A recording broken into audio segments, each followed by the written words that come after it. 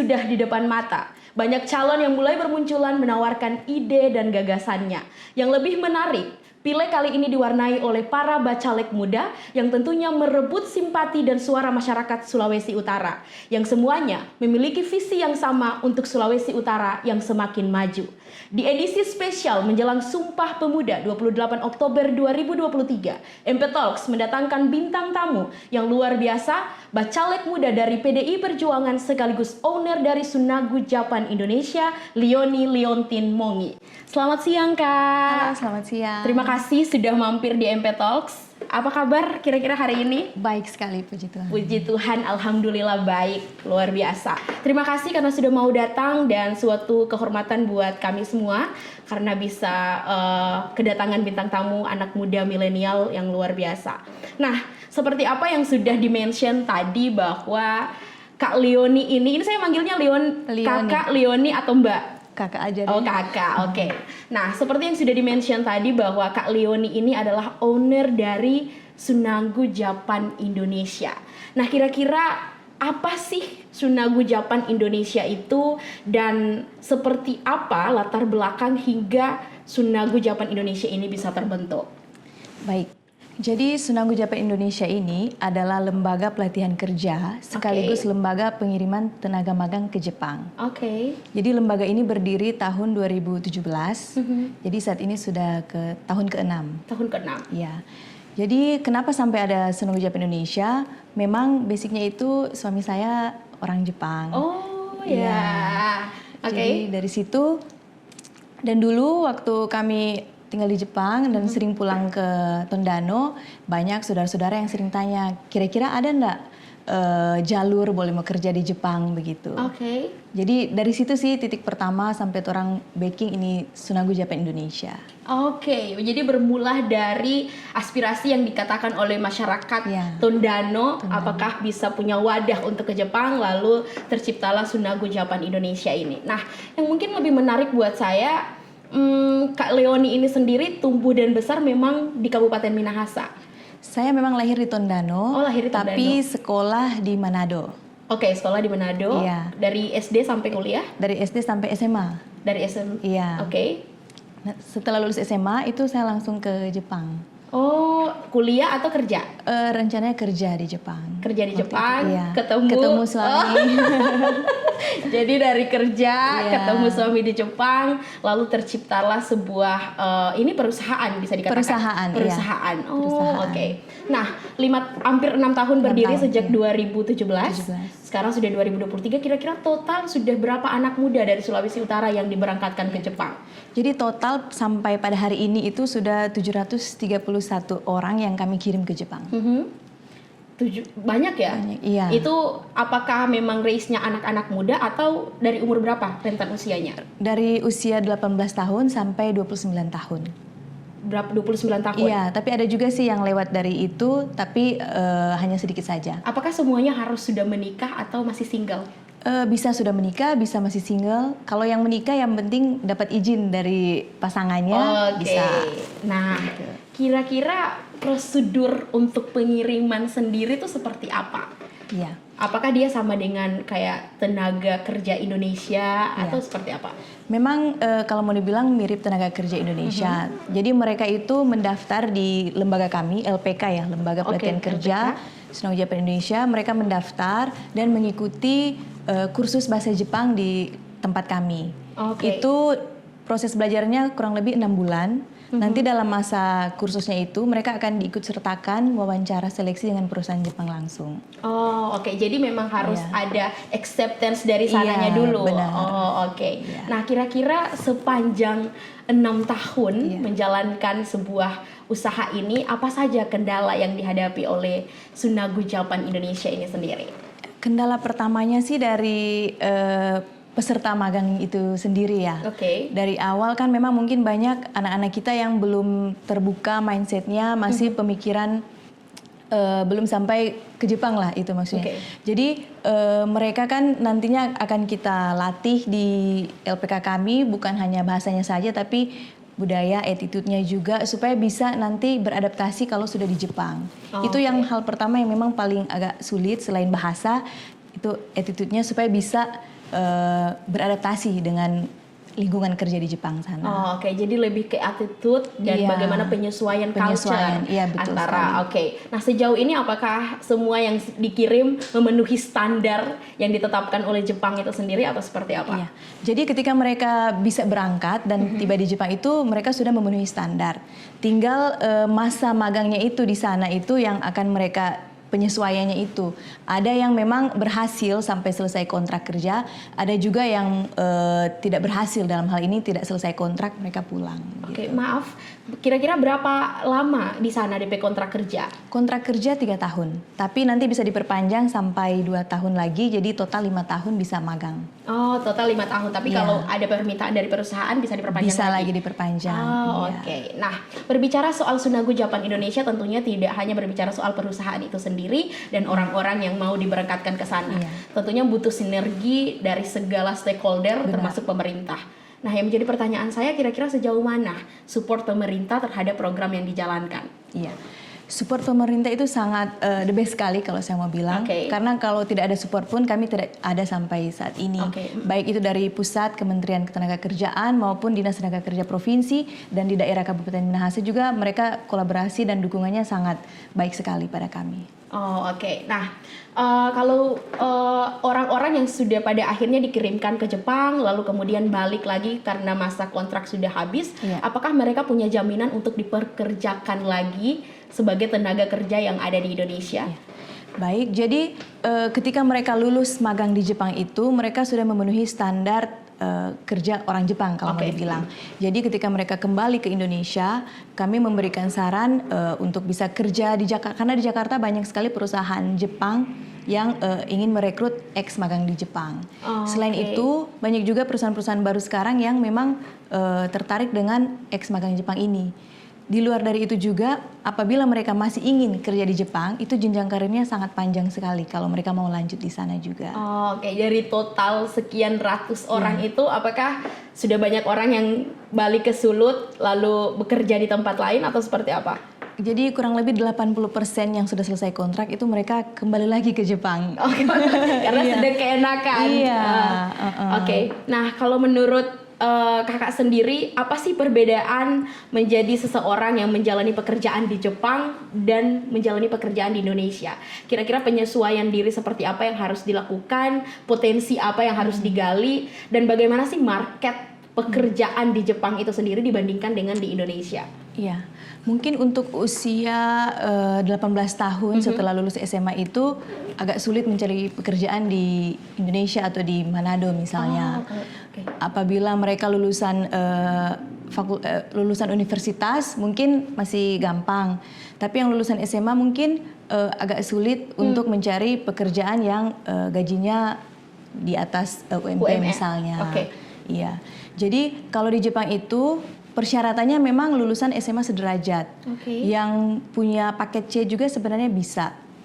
Pada intinya mereka memiliki kemampuan atau minat untuk mau bekerja di Jepang. Dan di sana diajarkan etos kerja orang Jepang itu yang super disiplin tinggi. Oke. Iya. Jadi ketika mereka selesai magang di Jepang, apa yang mereka pelajari di sana, skillnya, cara kerja orang Jepang, bagaimana disiplin waktunya juga itu mereka bisa pelajari dan bisa diterapkan nanti ketika pulang ke Indonesia. Oke, jadi kalau boleh disimpulkan sebenarnya kalau di Indonesia ini stereotipnya harus punya ijazah dulu Iya, baru bisa benar. gampang cari kerja. Iya. Tapi justru kalau di Jakarta tuh culture-nya berbeda. Yang penting punya etos kerja yang bagus, mau kerja dan disiplin, punya skill, itu bisa diterima. Oke, nah kira-kira batas minimal dan maksimal pekerja di Jepang itu kira-kira umurnya dari berapa sampai berapa? Sebenarnya lulusan SMA saja sudah bisa bekerja. Batas maksimalnya kalau magang memang rata-rata 30 tahun. 30 tahun. Iya, tapi ada jenjang karir yang terbuka lagi ke depannya untuk pekerja migran nantinya. Itu oke. bisa di atas 30, yang penting mereka memiliki skill dan punya sertifikat kemampuan berbahasa Jepang. Oh, harus bisa berbahasa Jepang. Iya, benar. Oke. Nah, sebagian besar kira-kira anak-anak muda dari Sulut yang kerjanya di Jepang itu kerjanya di mana? Apakah perusahaan atau pengolahan industri, perkantoran atau? Iya, jadi ada bidang konstruksi, manufaktur, Oke. industri pabrik, pertanian, peternakan, dan juga di bidang kesehatan, caregiver. Banyak ya? Iya. Oke. Nah, kira-kira kalau soal gajinya sendiri, kira-kira seberapa gini maksud saya? Apakah di Jepang itu sama dengan di Indonesia? Kita diberikan gaji sesuai dengan jenjang pangkat atau skill yang kita punya. Kalau di Jepang sendiri sistem perhitungan untuk pemberian gaji, siapa tahu ada empat people yang ingin ke Jepang tertarik. Bukan hanya soal gajinya, tapi bagaimana cara untuk mengapresiasi para kinerjanya. Kira-kira di Jepang sendiri seperti apa? Untuk gajinya sendiri rata-rata kalau pemagang sesuai UMP daerah, tapi rata-rata itu sekitar 13 sampai 15 juta bersihnya. 13 sampai 15 juta. Saya rasa banyak orang yang tertarik ingin ke Jepang, tapi belajar dulu bahasa Jepang Belajar dulu, iya betul. Susah nggak sih Bu belajar bahasa Jepang? Susah gampang. Susah gampang. Banyak anak-anak kita yang suka anime itu mereka cepat sekali belajar bahasa Jepang. Oke. Kalau di sana itu memang penggunaan bahasa Inggris lebih sedikit. Memang harus bahasa Jepang. Iya. Nah, sekarang kan sudah hampir 6 tahun buka magang kerja Jepang Indonesia. Mau ada rencana ekspansi ke negara lain? Ke Korea mungkin biar bisa ketemu BTS. Ya, memang ada rencana untuk ekspansi ke negara lain, tapi itu masih dalam proses. Iya. Oke. Kira-kira dulu berapa lama untuk urus izinnya sampai bisa berdiri perusahaan dan diizinkan untuk mengirim? Kalau membuka LPK ya, Lembaga Pelatihan Kerja itu sebenarnya gampang saja, tinggal mendaftar di Dinas Tenaga Kerja Kabupaten atau di kota. Nanti akan ada diberikan persyaratannya. Yang agak susah mengurus itu izin pengiriman pemagangnya ke luar negeri. Itu kurang lebih 1 tahun baru kita dapat izinnya. Karena kenapa? Itu terkendala apa? Itu karena persyaratannya memang kita harus ajukan ke Kementerian Ketenagakerjaan di Jakarta, dan persyaratannya itu kita harus punya MOU sama perusahaan yang di Jepang.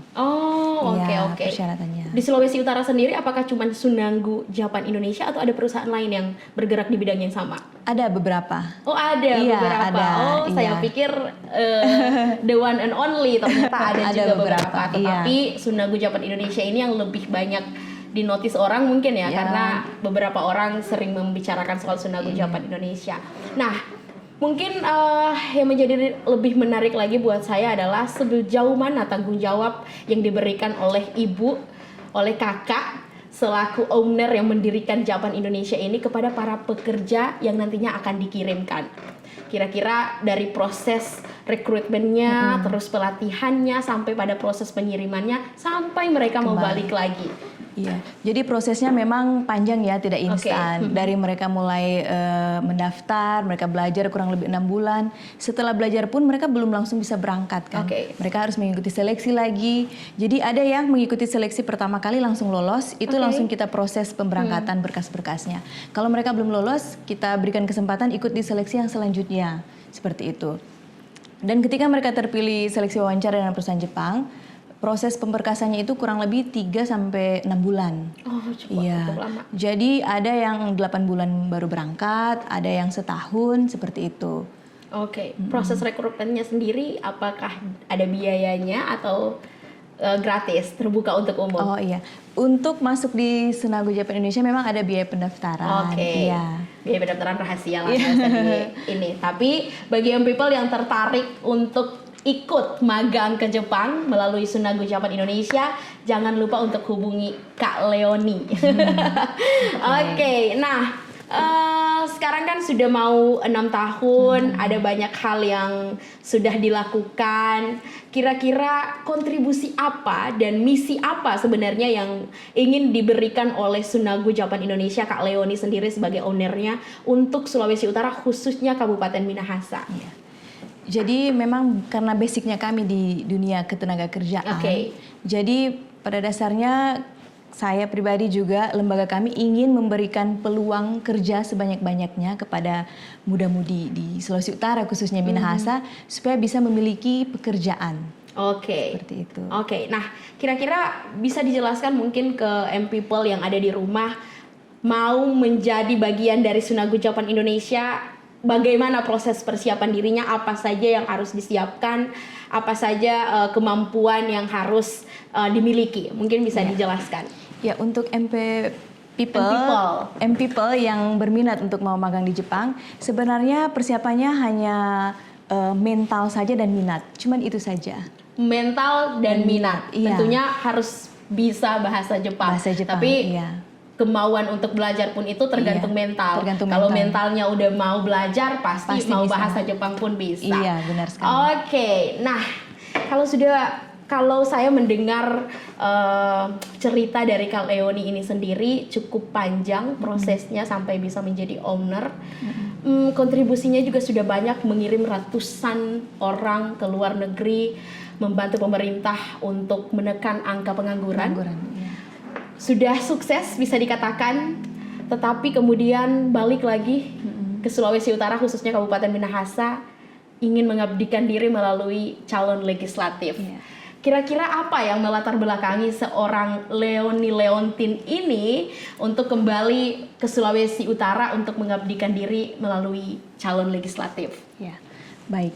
Jadi kembali lagi tadi dengan latar belakang ketenaga kerjaan di perusahaan kami, kami ingin memberikan peluang yang lebih besar lagi kepada masyarakat yang ada di Minahasa untuk bisa, walaupun bukan hanya mengirim tenaga ke Jepang, tapi peluang-peluang besar yang akan terbuka nanti apabila misalnya saya masuk ke legislatif seperti itu. Karena banyak kami kerjasama dengan perusahaan yang ada di Jepang yang ingin memberikan bantuan atau membuka misalnya bantuan-bantuan ke daerah seperti itu. Jadi nantinya akan tercipta lagi lebih banyak peluang lapangan kerja atau apapun itu dia yang nantinya misalnya dengan relasi kami yang ada di Jepang bisa lebih banyak lagi yang akan masuk ke Sulawesi Utara. Kenapa harus calon legislatif? Apakah privilege yang diberikan oleh seorang anggota parlemen bisa lebih besar lagi untuk mendorong usaha ini dan lebih banyak lagi untuk mengirimkan ketenaga kerjaan di Jepang? Kenapa harus menjadi calon legislatif? Karena hubungan pemerintah itu yang penting saya pikir. Jadi apabila pemerintah Indonesia dan pemerintah Jepang berkolaborasi akan lebih gampang lagi daripada kita swasta atau berdiri sendiri seperti itu. Oke, baik saya paham. Jadi mungkin kenapa harus memilih menjadi calon legislatif, sebenarnya ingin lebih memberikan diri yang besar agar bisa menciptakan peluang yang lebih besar untuk masyarakat Sulawesi Utara. Nah, Kak Leontin kan maju dari Dapil Minahasa. Oke. Nah, kira-kira visi apa yang ditawarkan untuk masyarakat Minahasa agar bisa memilih seorang Kak Leonie menjadi wakilnya di gedung parlemen? Baik. Jadi misi yang paling utama sebenarnya saya kembali lagi ke soal ketenaga kerjaan, selanjutnya untuk kesehatan, dan yang terakhir untuk pariwisata. Gitu. Karena memang bidang itu berkaitan. Iya. Jadi apabila kita bisa menjangkau bidang-bidang itu, pasti akan terbuka lagi ke depannya untuk pembangunan di Minahasa. Sebesar apa potensi Kabupaten Minahasa menurut Kak Leonie? Saya rasa sangat besar sekali karena Minahasa ini sangat kaya sekali kalau kita benar-benar menggali potensi yang ada. Karena dari segi daerah, dari pariwisata juga ada danau, ada laut, ada gunung, ada sungai. Itu kalau tidak kita gali untuk menjadi lebih baik lagi, pasti perkembangannya hanya stagnan begitu saja. Dan Kak Leonie yakin dan optimis jika Kak Leonie masuk di parlemen bisa memberikan kontribusi yang positif untuk lebih menggali potensi Kabupaten Minahasa. Nah, Kak Leonie kan calon dari PDI Perjuangan. Iya, benar. Nah, dari banyaknya partai, kenapa memilih PDI Perjuangan menjadi kendaraan untuk menuju parlemen? Ya, karena sepanjang saya melihat partai ini adalah yang memang paling cocok mungkin dengan diri saya. Dari segi ideologinya dan dari segi historinya partai ini paling cocok. Makanya saya berminat masuk di partai ini. Memang awalnya sudah melirik PDI atau kemudian dilihat ini ada Leonie potensinya bagus direkrut oleh PDI dan dicalonkan? Mungkin bersamaan ya. Oh, bersamaan. Iya. Gayung bersambut. Gayung bersambut, iya benar sekali. Siap-siap. Iya. Nah, kemudian menurut Kak Leoni sendiri, jika nanti terpilih menjadi anggota DPR, apa kira-kira yang ingin dilakukan di Kabupaten Minahasa pertama kalinya? Kalau sudah duduk di parlemen, otomatis sudah punya privilege yang lebih lah. Kira-kira apa yang ingin disinergikan dengan pemerintah? Ya, itu dia tadi, memang banyak hal yang mungkin saya memang masih baru ya di dunia politik dan juga di dunia kepemerintahan ini. Jadi yang pertama akan saya lakukan itu mendengar aspirasi dari setiap masyarakat. Apa yang ingin mereka harapkan bisa terjadi perubahan di dalam Kabupaten Minahasa itu sendiri. Dari situ akan saya telaah satu persatu dan akan saya buat dan berharap kiranya misalnya saya juga duduk di legislatif, saya bisa melakukan apa yang diharapkan oleh masyarakat itu sendiri. Oke, nah tadi kan bilang bahwa Kak Leoni ini masih baru lah di dunia politik.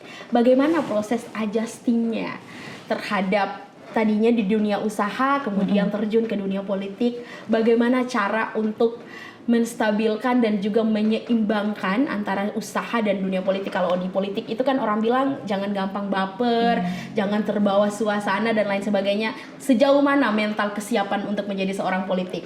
Iya, jadi memang saya belajar dari orang Jepang. Oke. Iya, mental mereka yang kuat, yang tidak patah semangat, tidak mudah menyerah, dan akan terus tujuannya itu harus terus kita capai supaya bisa tercipta apa yang menjadi maksud dan tujuan kita ada saat ini, seperti itu. Oke. Mewakili Kabupaten Minahasa tentunya sudah menyerap beberapa aspirasi dari masyarakat Kabupaten Minahasa. Sejauh ini sudah menjelang pemilihan legislatif, kira-kira apa yang diharapkan oleh masyarakat Kabupaten Minahasa kepada para calon-calonnya? Iya.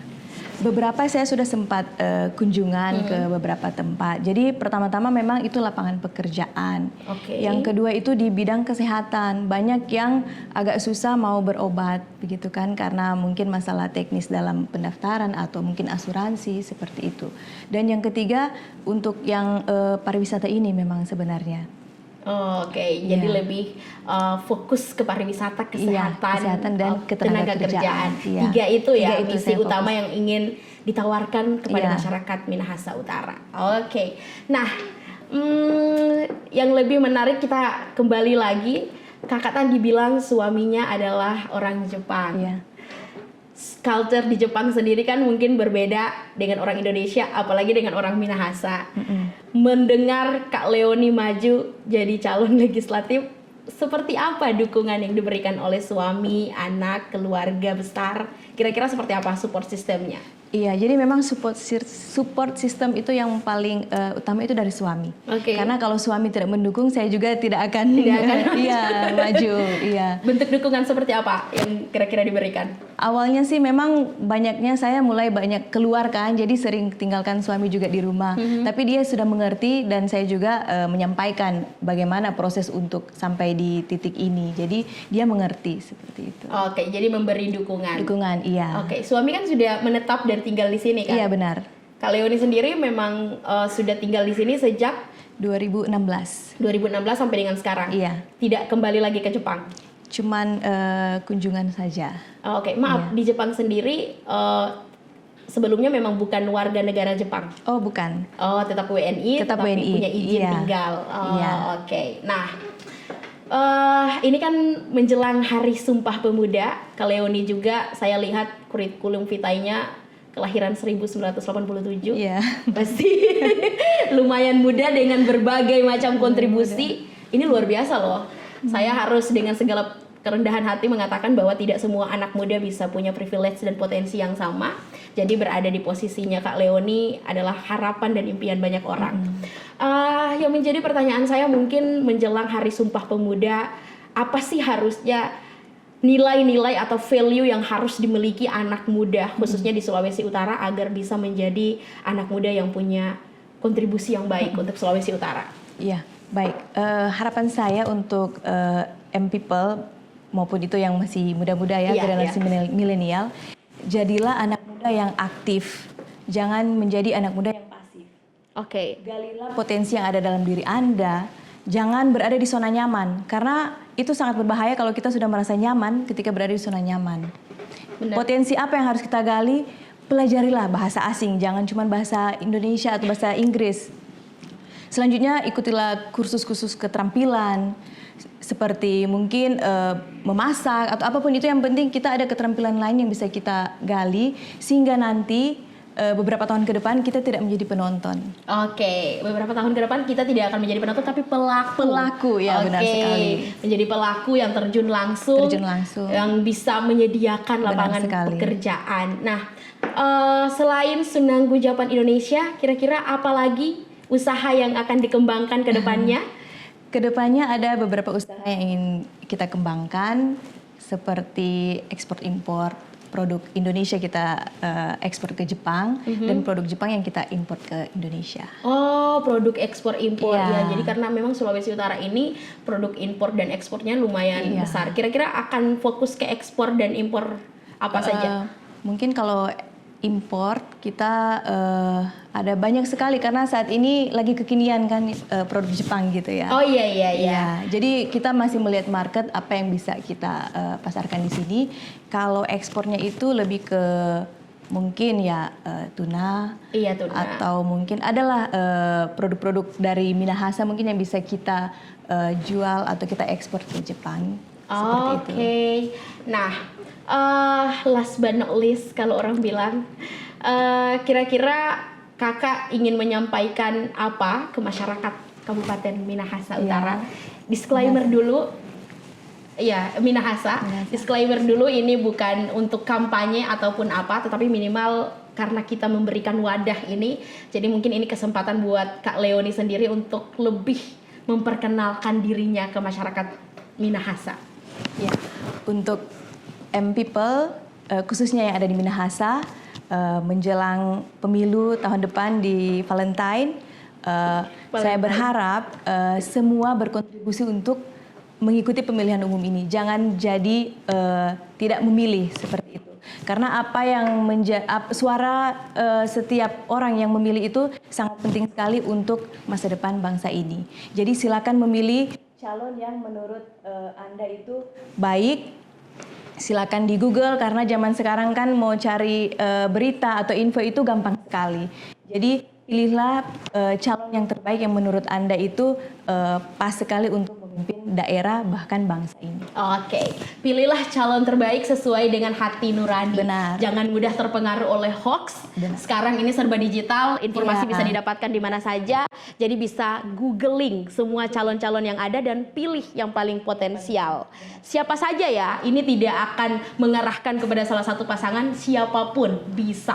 Oke. Benar. Kemudian sebagai seorang anak muda yang hebat, saya bisa katakan hebat karena di usianya yang masih muda sudah bisa membangun salah satu perusahaan, mempekerjakan ratusan orang, membuka peluang pekerjaan untuk ratusan orang. Sejauh ini kira-kira bagaimana seorang Kak Leoni melihat anak-anak muda generasi milenial ataupun Gen Z yang ada di Sulawesi Utara? Sejauh mana potensi mereka? Sebenarnya kalau saya lihat potensinya sangat besar sekali. Mereka sangat kreatif, tetapi masih ada saja yang mungkin kalau mau dibilang bahasanya salah pergaulan begitu kan. Oke. Jadi maka dari itu saya berharap anak-anak Gen Z dan juga milenial pinter-pinterlah menggunakan media sosial supaya bisa melihat mana yang baik dan mana yang benar. Mana yang bisa kita ikuti, mana yang seharusnya kita hindari, seperti itu. Oke, harus bisa memilih dan memilah ya, mana benar. yang harus diambil dan mana yang harus ditinggalkan. Oke, ini mungkin yang paling terakhir sekali yang ingin saya tanyakan. Ya. Tadi saya sudah mendapatkan support system dari keluarga kecil, dalam hal ini suami ya. Untuk maju di pemilihan legislatif sudah didapatkan. Nah, saya mau tahu kira-kira sejauh mana peran orang tua sendiri di kehidupan seorang Kak Leoni, dan kira-kira value apa sih yang ditanamkan oleh orang tua sejak kecil sampai membentuk seorang Leoni seperti sekarang ini? Iya, jadi benar, selain suami, ada juga person di balik itu, mama dan papa saya. Oke. Mereka sangat-sangat mendukung saya untuk maju ke legislatif. Jadi apa yang mereka ajarkan itu memang menjadi pedoman saya juga untuk ada hari ini, di mana harus menjadi orang yang jujur, ya, dan selalu memilah-milah itu yang seperti disampaikan tadi. Jangan sampai termakan hoax juga. Harus pintar-pintar memilih dalam memilih langkah hidup. Oke, harus jujur dan pintar memilih langkah hidup. Oke, young people, sekian dulu bincang-bincang kami bersama Leonie Leontin Monggi, salah satu calon legislatif Bacalek muda dari PDI Perjuangan untuk Dapil Kabupaten Minahasa. Kami doakan semoga sukses. Nanti kalau sudah terpilih bisa kembali lagi ke sini dengan semua hasil kinerjanya. Dan terima kasih karena sudah mau mampir ke MP Talk spesial, edisi spesial Sumpah Pemuda.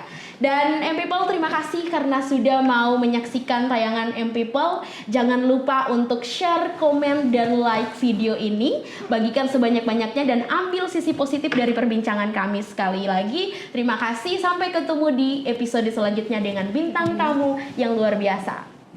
Dadah. Terima kasih. Terima kasih.